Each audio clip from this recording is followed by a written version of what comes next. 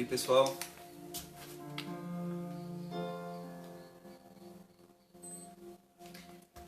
Então,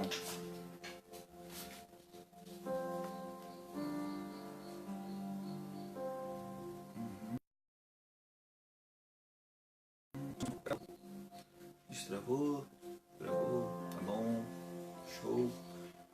Você busca a versão do coisa, a outra Bíblia. Não, a outra. Deixa eu usar esse aqui. Isso aí, galera. Então, mais um Bíblia Live. Mas consegui fechar essa janela, que o som sai bem. Muito obrigado. Pessoal, então a gente vai falar um pouquinho da Bíblia, um pouquinho de uma pregação. É isso aí. Esse pouquinho pode fazer muita diferença. Seja na tua vida ou na vida que você não tem com Jesus, ou na vida que você já tem com Jesus. Talvez eu não faça nenhuma revelação espantosa, igual nós vemos a propaganda gospel de hoje, na maioria das nossas denominações, mesmo aqueles que é colocado a mãozinha e instituído como líder disso, líder daquilo. Me perdoem se eu estou falando assim, é porque Paulo, que era Paulo, falou a um certo grupo de pessoas, contanto que preguem a Cristo, pra mim tá beleza.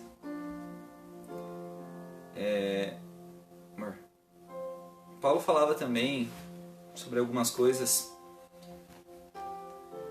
que desafiavam nós, não tanto igual Jesus nos desafiava com suas parábolas, com as ações as quais ele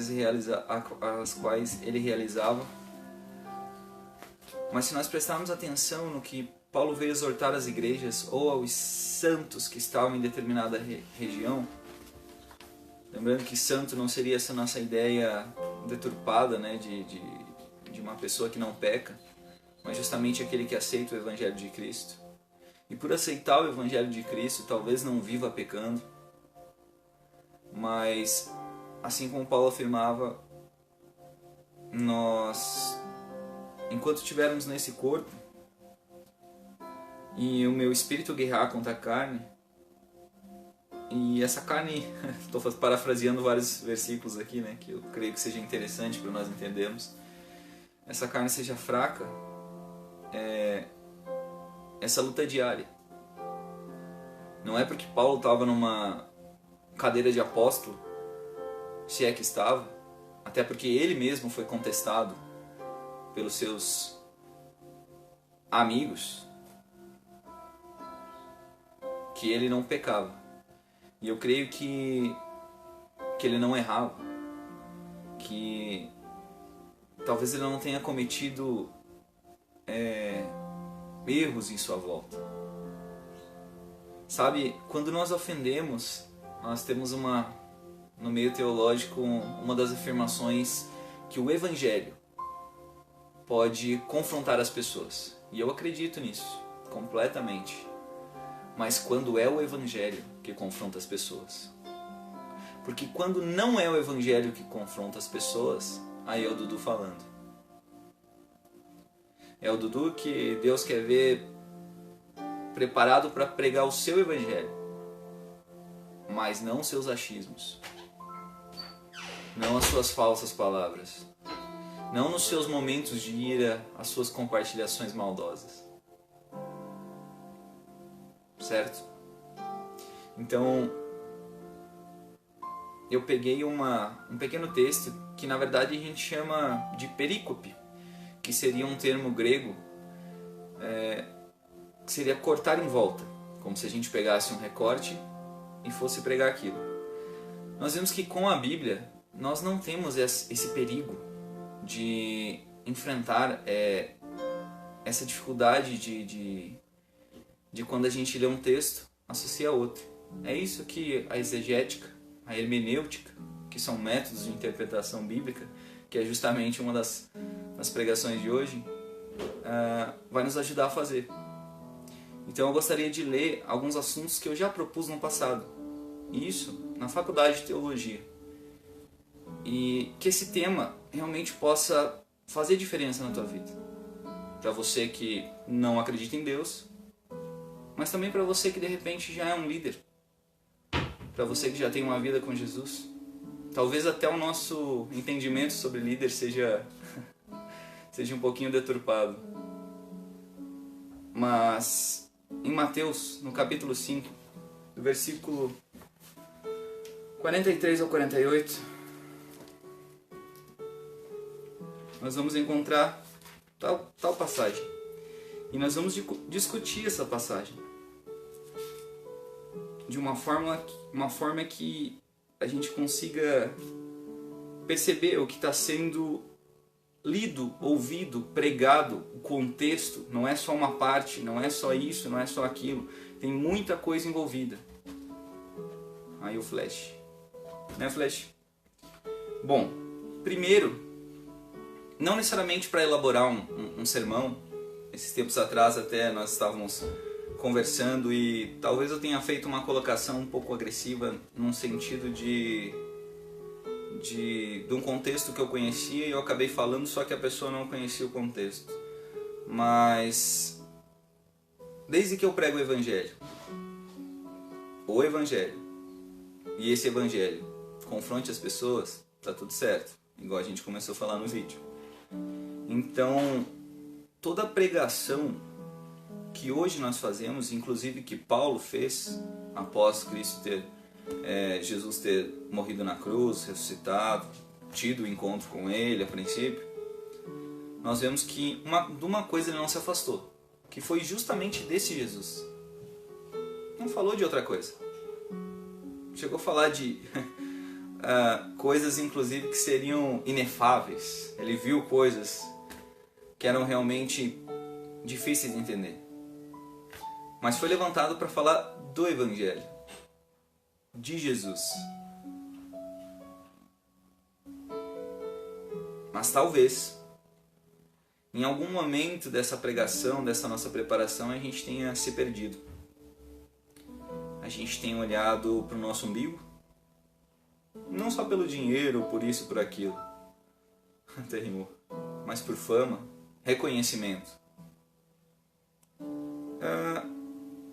Antes de nós entrarmos na mensagem, se nós notarmos a parte em que Jesus fala dos fariseus que ficavam de pé entregando esmolas e tocando trombeta, no final ele falava que se esse era o objetivo deles, eles já tinham conseguido o que eles queriam, que era o reconhecimento dos homens. Mas Paulo nos questiona de uma maneira que fala justamente que ele não está aqui para agradar os homens. Sejam isso, sejam aquilo. E não quer dizer que ele vai sair chutando balde para todo mundo. Mas esse evangelho não vai agradar a todos. Sussa, vamos lá então. Uma das perícopes, vamos dizer assim, dos recortes que eu mais gostei de fazer, porque foi a mensagem inicial que tocou no meu coração. Então, em Mateus capítulo 5, versículo 43 fala: Ouvistes o que foi dito: Amarás o teu próximo e odiarás o teu inimigo. Eu, porém, vos digo: Amai os vossos inimigos e orai pelos que vos perseguem, para que vos torneis filhos do vosso Pai Celeste. Porque Ele faz nascer o sol sobre maus e bons, e vir chuvas sobre justos e injustos. Porque se amardes os que vos amam, que recompensa tendes? Não fazem os publicanos também o mesmo? E se saudardes somente os vossos irmãos, que fazeis demais? Não fazem os gentios também o mesmo? Portanto, sede vós perfeitos, como é perfeito o vosso Pai Celeste. E aqui eu quero colocar esse versículo. Vamos conversar bastante nesse versículo. Portanto, sede vós perfeitos, como perfeito é o vosso Pai Celeste.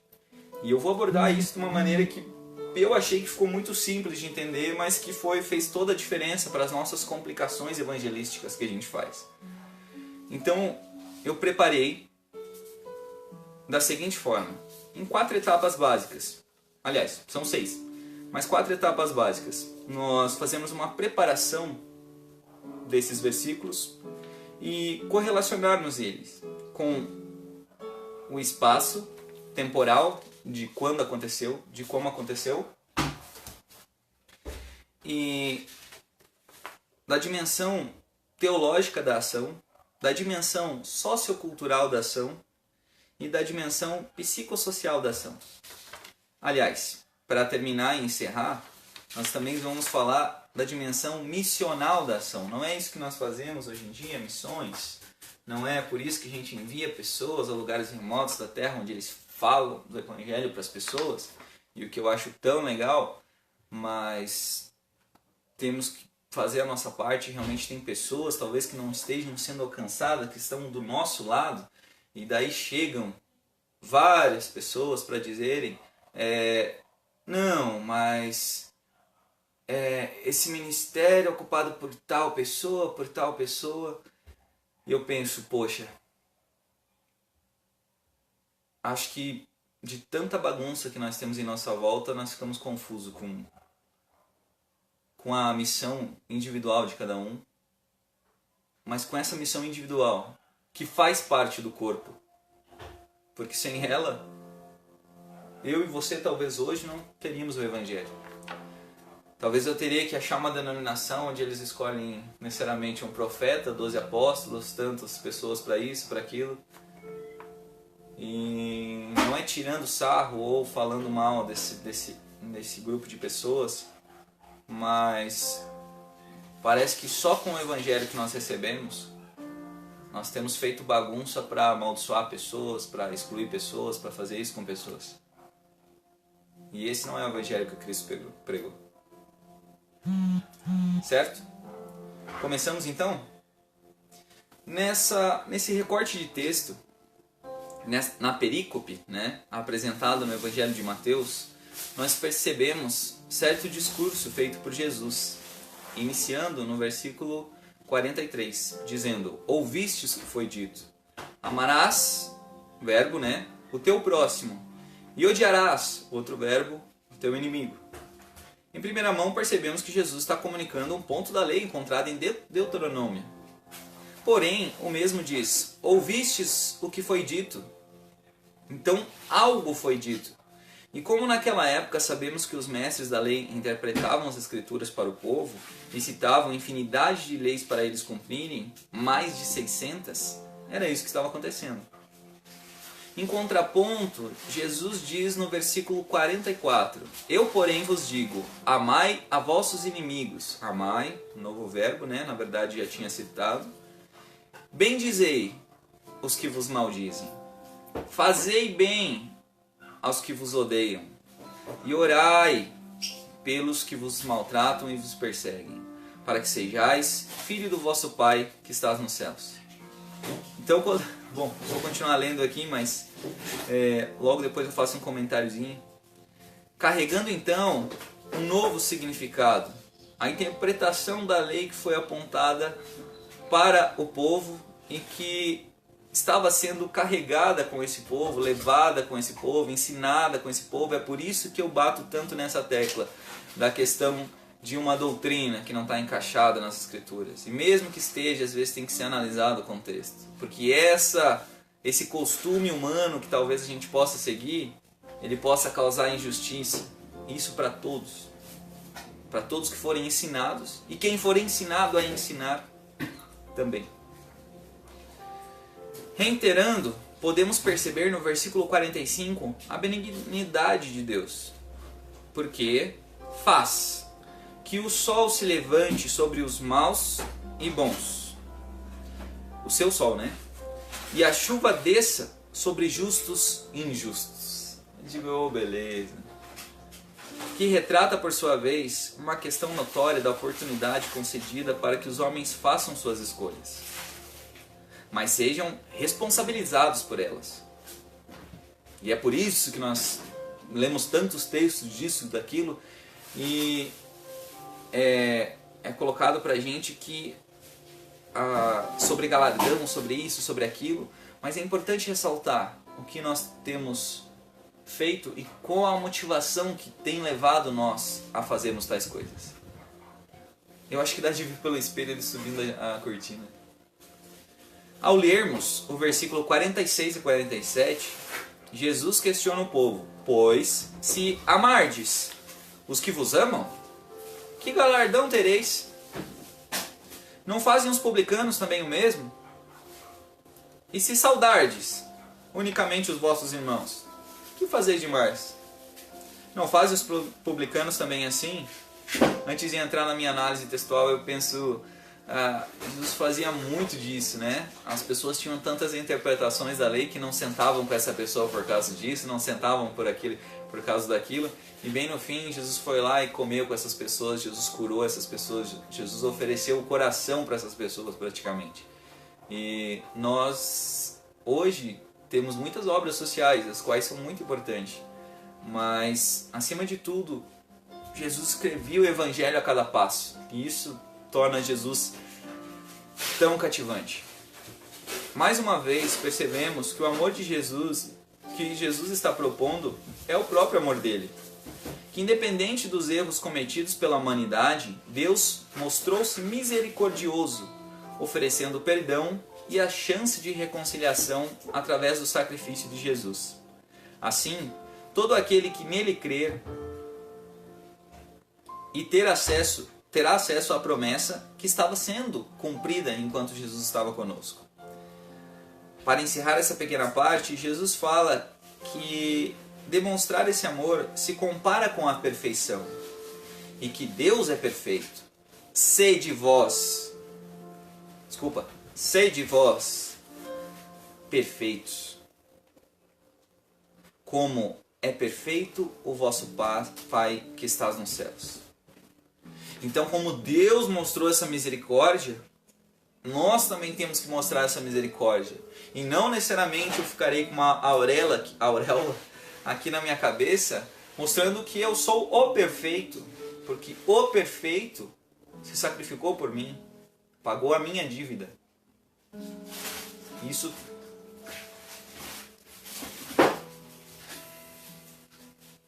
vocês entendem? Igual Jesus chegou para eles e falou uma vez, para os discípulos, para nós. Vocês entendem o que eu fiz para vocês? Continuando.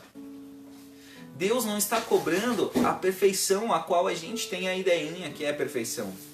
Que temos inclusive a presunção de alcançarmos. Porém, o amor demonstrado ao próximo, mesmo que este o persiga, demonstra a perfeição de Deus, que perdoou o mundo e ofereceu a chance de alcançarmos a salvação pela fé em Cristo Jesus.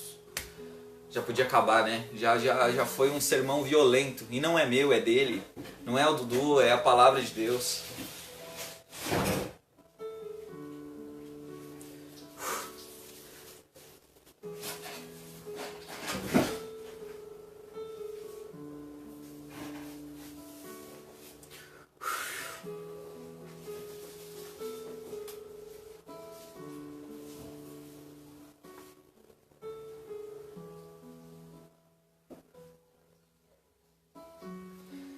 Mas como eu prometi a vocês, vamos fazer esse espaço de dimensão. A dimensão espaço-temporal dessa ação. De quando que ela aconteceu, como que ela aconteceu. Continuando. A perícope apresenta em seu contexto, né, essa parte, esse trecho que Jesus da pregação de hoje. Um espaço-tempo. Onde tudo aconteceu. Ao lermos o capítulo 5, vemos Jesus se aproximar de uma multidão e começar a pregar. Então tem versículos antes, tem versículos depois que comprovam isso. Após anunciar as bem-aventuranças, a qual ele anunciava para o povo, para os discípulos, para quem seguia, para quem ouvia ele, nós percebemos que as mesmas pessoas estão presentes na perícope. Jesus, a multidão, incluindo os discípulos recém-escolhidos, pois estavam seguindo desde a Galileia, de Decápolis, de Jerusalém, da Judéia e de além do Jordão. Mateus 4, 25 está lá para a gente ler. Os indicadores de espaço se dão no primeiro versículo do capítulo 5 de Mateus dizendo: E Jesus, vendo a multidão, subiu ao monte, e assentando se aproximaram dele os seus discípulos. Já os indicadores de tempo indicam que Jesus fez a pregação após reunir os primeiros discípulos e as pessoas começaram a segui-lo, em Mateus 4:25, que foi o que a gente citou. E no seu discurso aparece até os publicanos, né? São personagens diferentes que aparecem justamente na sua pregação. Notamos também que as ações elas foram realizadas de uma forma contínua.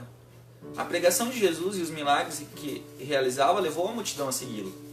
Nós podemos acompanhar isso no capítulo 4 do Evangelho de Mateus, versículo 23. E percorria Jesus toda a Galiléia, ensinando nas suas sinagogas e pregando o Evangelho do Reino e curando todas as enfermidades e moléstias entre o povo. Acho que foi embaixo da mesa. Então essa seria um pouquinho da dimensão espaço-temporal dessa ação, de como aconteceu, de quando aconteceu, o que estava na minha volta, Dudu, eu estou perdido, Dudu, você falou umas palavras legais, mas pá, e agora? Então calma, a palavra de Deus foi feita para estudar e não lida igual um maluquinho, que não para pensar nisso e naquilo. E é por isso que talvez se vocês lerem algum outro livro, isso não vai escandalizar vocês. Vocês vão ter noção do que é o Evangelho de Deus. E qual é a dimensão teológica dessa ação? Terceiro ponto. Jesus falou para a multidão sobre um assunto que todos conheciam. Jesus não chegou e inventou uma história disso, daquilo, daquele outro, ao qual o povo não conhecia. Mas falou de uma coisa que conhecia. Parte da lei abrangia o seu discurso. Porém, contestou o que os mestres estavam ensinando e deu-lhes a sua interpretação da lei. Não se tratava mais de nós sentarmos numa sinagoga e fazermos discussões intermináveis sobre a lei. Não era isso. Foi uma atitude perigosa, pois acabava ficando vulnerável a críticas do povo, mas principalmente dos mestres da lei. Primeiramente, ele aborda o que foi dito, ou seja, uma interpretação da lei apresentada ao povo e que todos conheciam. Amarás o teu próximo e odiarás o teu inimigo. Em sequência, ele afirma: eu, porém, vos digo, assumindo o papel de intérprete da lei e dizendo, e não só isso, deixa eu colocar aqui no meio antes que eu leia essa parte. Ele coloca também dentro disso a questão da sua autoridade, da autoridade de quem enviou a ele, nesse momento. O que eles quiseram pedrejar ele uma hora lá, em outra parte da escritura? Eles diziam, teu testemunho não é válido, quem é que está justificando essas suas palavras? E ele disse, aquele que me enviou, e quem enviou ele? Compreendem? E ele falou então, amai a vossos inimigos, bendizei o que vos maldizem, fazei o bem aos que vos odeiam, e orai pelo que vos maltratam e vos perseguem, para que sejais filhos do vosso Pai que estás no céu. Indo contra o ensino ao qual muito provavelmente estava sendo pregado, o ódio. O assunto principal do texto é o amor ao próximo, onde encontramos a sua fala em outros evangelhos, assim como o de Marcos, capítulo 12 e versículo 30. Amarás, pois, ao Senhor teu Deus de todo o teu coração, de toda a tua alma e de todo o teu entendimento e de todas as tuas forças. Este é o primeiro mandamento. Jesus deu o significado que Deus queria que compreendêssemos. É engraçado que na continuação ele coloca um versículo que é semelhante a amar a Deus. E qual é esse versículo, né? Qual que é o versículo? Amar ao próximo como a si mesmo. Terminamos por aqui? Não, vamos continuar, né? Então essas separações teológicas, elas não servem para confundir. Muita gente diz, a letra mata, não entende nem do que está falando. Vamos estudar, eu também estou tentando fazer isso. Não é necessariamente fazer uma faculdade de teologia, não, mas buscar de todo o coração, de todo... Você tem que amar a Deus a ponto... Você tem não, você quer. Se você quiser, você ama do jeito que você quiser amar. Mas necessariamente eu creio que eu tenho que conhecer mais sobre esse Deus para eu conseguir amá-lo.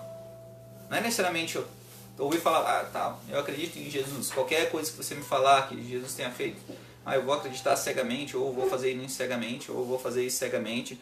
Aí Quem te ensinou isso? Jesus te ensinou isso? Os apóstolos te ensinaram isso? Os bereanos fizeram isso? Não. Analisaram as escrituras. É isso aí? Então, vamos para a dimensão sociocultural da ação que foi ocasionada nesse episódio. Primeiramente, então, nós notamos uma sociedade hierarquicamente composta pelos povos que ouvia, sacrificava e tentava seguir a lei. Porém, era composta por pessoas como os publicanos, que eram pessoas do próprio povo escolhidos para cobrar impostos e que não eram bem vistos, pois eram traidores do próprio povo. Né? A gente sabe que o poder não estava com eles. O poder, como é que eu vou dizer? Político. Apesar de eles terem grande influência aonde eles estavam, serem líderes da onde eles estavam, isso e aquilo, o poder aquisitivo, vamos falar assim, do dinheiro não estava com eles. Quem tinha uma guarda enorme não eram eles. A cultura se baseia em cima dos ensinamentos que os mestres passavam ao povo. E esse mesmo povo dependia diretamente dos mestres para ter acesso ao Deus que eles anunciavam. A religião tornou-se fria. Homens que pareciam uma coisa, mas eram outras. Para ilustrar, vemos também no Evangelho de Mateus, capítulo 23, versículo 27 e 28, a seguinte deixa eu lembrar do outro nome. Queria tanto lembrar de um outro nome que era para citar para vocês, para ficar uma coisa mais completa, mas vamos deixar a palavra de Deus falar por ela mesma. Ai de vós, escribas e fariseus, hipócritas, pois que sois semelhantes aos sepulcros caiados, que por fora realmente parecem formosos, mas interiormente estão cheios de ossos de mortos e de toda imundícia. Assim, também vós exteriormente pareceis justos aos homens, mas interiormente estáis cheios de hipocrisia e de iniquidade. Vemos então Jesus contrapor a sociedade que estava se corrompendo e cada vez mais se afastava de Deus. Essa talvez seja a dimensão sociocultural da ação que eu notei. Para dar uma pequena explicação, sepulcros caiados era justamente um costume que as pessoas tinham em passar cal nas catacumbas, nos caixões, nos coisas, para ficar no lugar que a pessoa era enterrada, era isso, era aquilo, justamente para dar aquela impressão de bonitinho, de olha, tá tudo pintadinho, tá tudo legalzinho. Também tem a questão da simbologia da cor branca, que talvez seria, né, uma cor que significasse paz. Então, até a gente vê João usando isso em Apocalipse, na questão de, eles estavam vestidos de branco. Não que necessariamente seja uma regra, né, mas nesse sentido, entende? Então, aqueles vamos dizer assim, esses caixões praticamente eles estavam branquinhos por fora. Mas dentro já tinha algo podre, já tinha algo que estava apodrecido, já tinha algo que estava perecendo. Então, quando a gente analisa através de alguns pontos, a palavra fica gostosa. Fica dura cada vez mais. Acho que é a palavra rapadura. Ela é doce, mas não é mole não, né, amor? Mas nos leva a conhecer um pouquinho mais do Pai. Nos leva a conhecer mais um pouquinho das Escrituras. Continuando, a dimensão psicossocial da ação. Então vamos ver o que rolou nisso aí. Nós já estamos terminando. Para ver se realmente nós conseguimos tirar. Já conseguimos, né? 5 minutos ali, eu acho. Não, depende do quanto que a gente demorou para começar. Mas só a primeira parte nós já vemos como era magnífico esse tal de Jesus. E como é magnífico esse tal de Jesus. Jesus, o Verbo encarnado, visto como profeta pelos que acompanhavam naquele momento, o mesmo, né, acompanhavam ele, tinha o desejo de mostrar àquela multidão o desejo de Deus, a compreensão do amor a ele e também ao próximo. O povo estava interessado em ouvir as suas palavras, mas também seguiam ele por interesse. Coloquei entre parênteses aqui, milagre. Podemos ver que Jesus nunca ensinou antropofagia, porém encontramos um povo que se retira de perto de Jesus e para de segui-lo, quando ele anuncia que eles teriam que comer do seu corpo e beber o seu sangue, quando acompanhamos o capítulo 6 de João. E não é mole não, Jesus não para por aí, Jesus olha para os discípulos, para os apóstolos que a gente chama e diz assim, olha, vocês não querem se retirar também? Não querem vocês também saírem? E quando ele via a multidão, as pessoas saírem de perto dele, e ele ensinou a comer carne, a comer a carne do... Ele disse que é para comer necessariamente a carne dele. É claro que a gente tem que respeitar o contexto. Pode ser que as pessoas não tenham entendido. Não podemos ser mal a esse ponto. Mas olhando de longe, ele nunca ensinou aquilo. Por que será que as pessoas o abandonaram? Por que será que então um dos discípulos fala para ele, não, Senhor, para onde a gente iremos, se só tu tens as palavras de vida eterna? Parece até um pouquinho de interesse, até se a gente levar pela maldade mesmo, na questão dos discípulos também. Mas foram apresentadas experiências para eles, palavras diferentes, o reino dos céus estavam sendo anunciados. E aí, para onde a gente vai então? Show? Qual que é a dimensão missional então dessa ação que Jesus fez?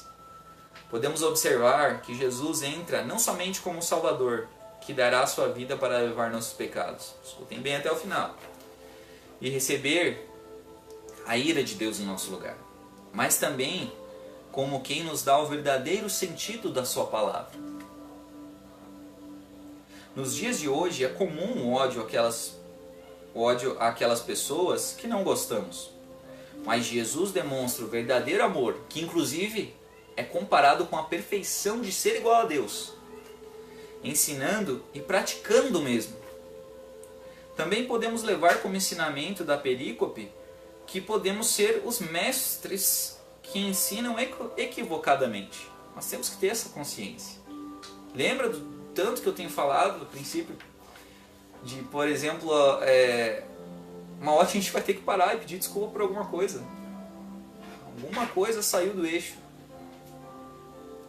Porque falamos de humildade, mas para ser humilde, eu mesmo, tá doido. Bom, então também podemos levar ensinamentos da perícope que podiam ser os mestres, igual dos mestres que ensinavam equivocadamente, que são hipócritas, sepulcros caiados, que demonstram até uma religiosidade por fora, mas no interior de fato estão podres por dentro. Em uma época que a lei regia a vida do povo, Jesus demonstra sua misericórdia nos ensinando preceitos do reino de Deus e demonstra a sua justiça com amor. E nos convida à perfeição, mostrando que a característica que Deus enxerga em nós como perfeição é o amor, até mesmo àqueles que não merecem. Pois afinal, somos tão merecedores que não desvalorizemos o sentido da graça pela qual vivemos e cremos.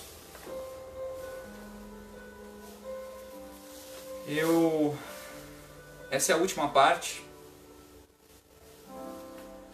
mas nós já conseguimos entender um pouquinho mais sobre o que Jesus veio fazer, o que Jesus fez só com essa pequena partezinha. Gente, são no capítulo 5 de Mateus, do versículo 43 ao 48. Com essa pequena parte já deu, deu uns mínimo 20 minutos aí, amor? De conversa, ou de pregação.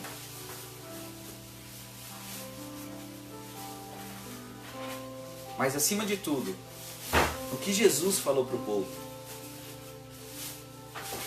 O que ele estava tentando carregar com ele, ensinar para a multidão que acompanhava ele.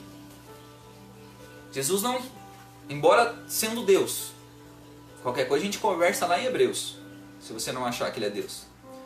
Mas, embora sendo Deus, é que eu tenho que percorrer a Bíblia, cara, eu não consigo não fazer isso. Lá em Filipenses, né, capítulo 2, se não me engano, versículo 5. Não usurpou o ser igual a Deus, tomou achado em forma de homem, enfim. Meu Deus, cara. Jesus era o cara.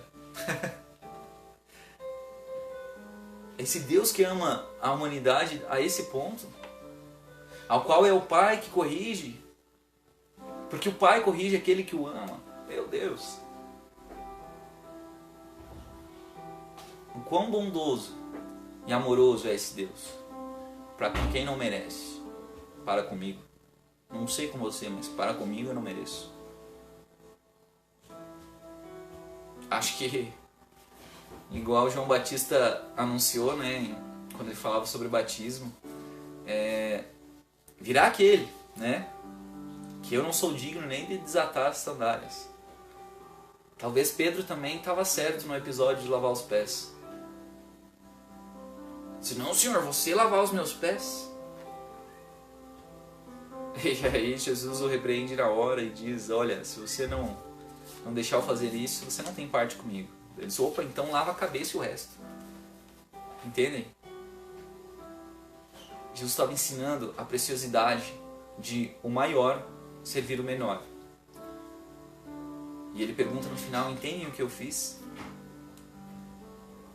Então quando nós viemos para esse capítulo 5, do versículo 43 até o versículo 48, da tua Bíblia, da minha Bíblia, da Bíblia que tiver, a princípio, esse capítulo, esses versículos, seja um papiro, seja um rolo, seja isso, seja aquilo, mas que você tenha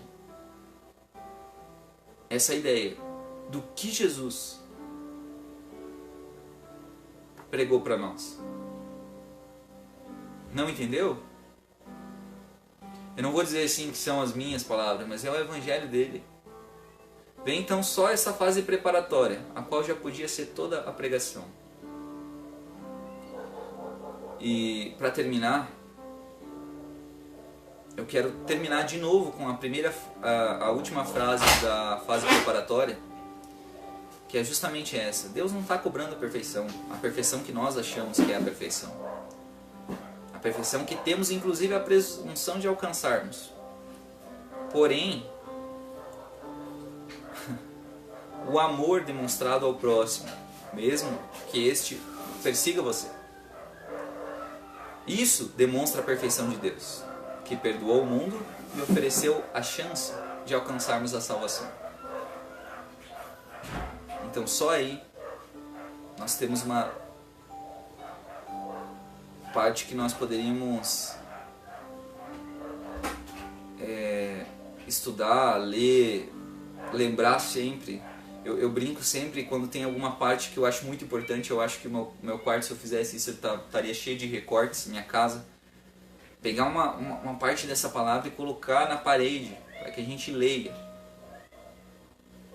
E a gente veja quão misericordioso é esse Deus. O quanto amoroso é esse Deus. Na próxima Bíblia Live eu vou trazer para vocês algumas definições de hebraico e grego. E ver que em algumas Bíblias, se eu não me engano em Salmos, fala que Deus a misericórdia de Deus dura para sempre. Mas na tradução literal, na tradução que deveria aparecer talvez na maioria das nossas Bíblias, é o amor de Deus dura para sempre. Mas isso eu deixo para a próxima live. Certo? Eu creio que então essa é a mensagem que Deus quer entregar para você. Essa é a mensagem que eu precisei estudar, precisei ir atrás disso, daquilo, do contexto, não ler só aquilo ali, ler mais coisas para compreender ou tentar compreender o que estava sendo falado, qual meio que nós estávamos, o que tinha à nossa volta. Mas tudo colaborou para que as palavras de Jesus realmente fossem escritas no meu coração. E por mais que eu seja o rebelde, que talvez não consiga cumprir isso, Deus se mostra misericordioso. Porque Ele sabe, e Ele nos enviou o Consolador, o Espírito Santo, para que nos exortasse, para que nos aconselhasse, para que em meio às dificuldades nós tivéssemos a certeza de que quando eu pisei fora da linha, opa, eu vou saber, certo? Então, apenas reflitam e, se puderem, assistam de novo. Tá meio chateado? Assiste esse aqui. Pode assistir os outros, mas eu creio que essa mensagem de hoje foi tecnicamente especial. Porque já foi uma palavra que eu preguei tanto dentro das igrejas, dentro das denominações aí que nós temos por aí. Mas que a cada estudo, a cada crescimento em conhecimento, eu coloco a certeza no meu coração que é esse Jesus que eu tenho que seguir. Não é nenhum homem, nenhum apóstolo, nenhum no sentido, né, igual se denomina hoje. Mas é justamente esse Jesus que eu tenho que seguir. Eu vou considerar as palavras do apóstolo Paulo, do apóstolo não sei quem, Pedro, disso? Claro que sim. Porque eles não falam de outra coisa senão a misericórdia de Deus com a humanidade. Certo? Então, muito obrigado. Compartilhem isso para que chegue a alguma pessoa. Para que as pessoas possam ouvir a palavra de Deus. Quer comentar, quer fazer questionários? À vontade. Tá ali os comentários. Quer conversar comigo Messenger, pessoalmente? Legal, a gente marca um cafezão aí, toma. A gente conversa sobre isso, sobre aquilo. Eu sei que dói você ouvir algumas palavras de algumas pessoas, mas lembrando do começo da palavra, quando a gente confronta as pessoas com o que é o Evangelho, ótimo, mas com o que não é o Evangelho, aí não, né? Certinho, galera? Muito obrigado. Compartilhem. Assim como essa mensagem, apesar de eu já ter lido ela muito, estudado o contexto muito, a cada dia eu aprendo mais um pouquinho de Jesus. Show? Valeu! Compartilhem. Que Deus abençoe vocês, que vocês tenham uma ótima semana, um ótimo ano, um ótimo mês. E mesmo que o mês, a semana e tal não esteja legal, porque é fácil seguir a Jesus quando tudo está bem. Mas siga Ele diante das dificuldades. Siga Ele, porque essas pequenas provaçõezinhas, esses pequenos problemas não se comparam à glória que está destinada a nós. E Paulo não falou isso só como apóstolo. Show? Obrigadão.